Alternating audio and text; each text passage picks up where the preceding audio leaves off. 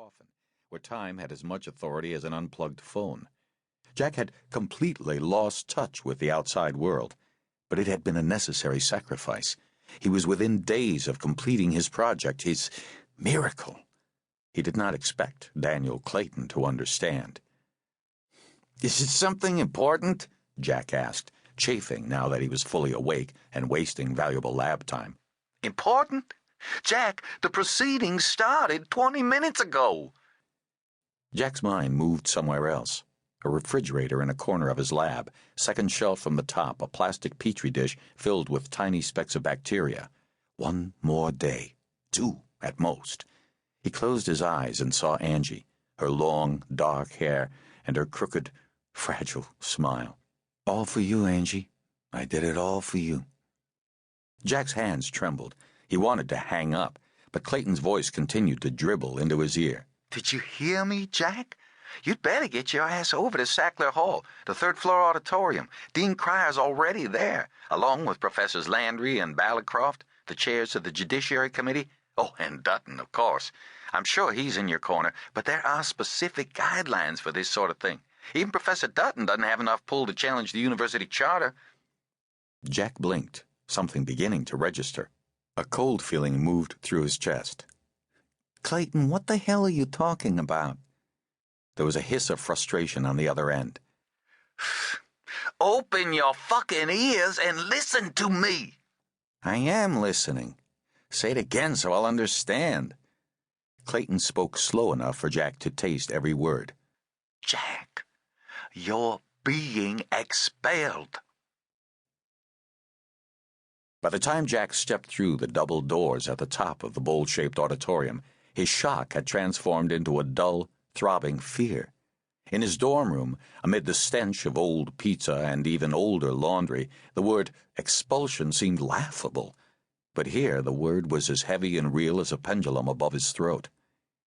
Sackler Auditorium smelled like Harvard, and not the diverse, glossy, laminated Harvard from the brochures. The semicircular room was vast, poorly lit, and tiled in Italian marble. Strips of crimson carpeting ran down the aisles, and huge oil paintings of long-dead alums hung from the excessively polished walls. A pair of chandeliers dangled over the raised wooden stage, trickles of orange spilling down through matching bouquets of triangular crystal. In the center of the stage stood a long steel conference table, incongruously set between stone statues of the first 2 presidents of the university. The 4 figures seated behind the conference table seemed ghostly from Jack's distance, and the only thing he could tell for sure was that they were all men, and that they, too, smelled like Harvard. As Jack began the lonely trek to the stage, he felt himself whirling backward to his first day as an undergraduate, nearly 7 years ago.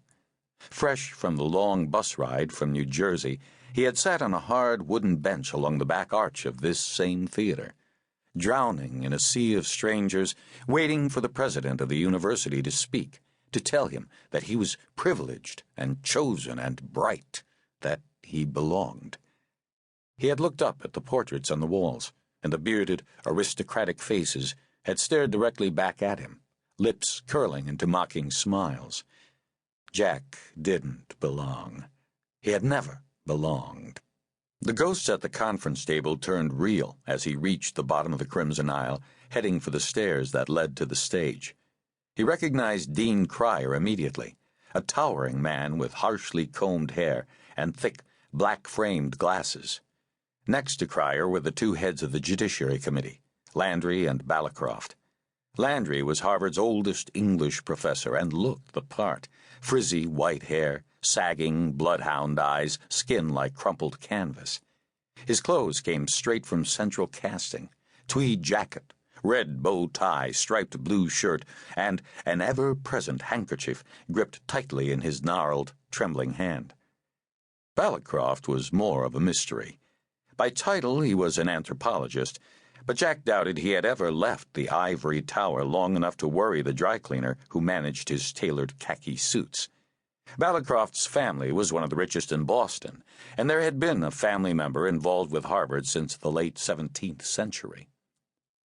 Jack's feet became heavy as he reached the first step. If this was his jury...